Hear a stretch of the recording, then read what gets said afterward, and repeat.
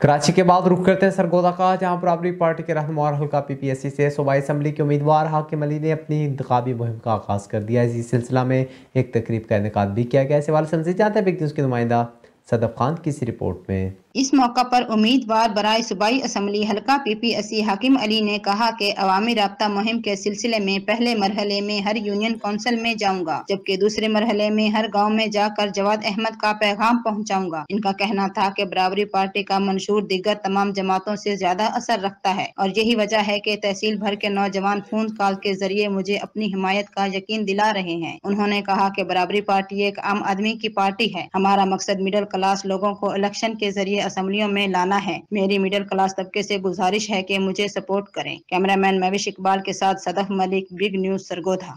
तुमने जब भी पुकारा हमें वतन, तेरे गुलशन को फिर से सजाएंगे हम। तुमने जब भी पुकारा हमें वतन, तेरे गुलशन को फिर से सजाएंगे हम। तेरी तारीकियों में उजाले भरे, तेरी महरूमियों को मिटा कर चले। जो भी वादा किया हमने पूरा किया, जो भी वादा किया हमने पूरा किया।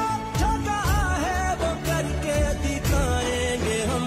जो भी वादा किया हमने पूरा किया, जो कहा है वो करके दिखाएंगे हम। तुमने जब भी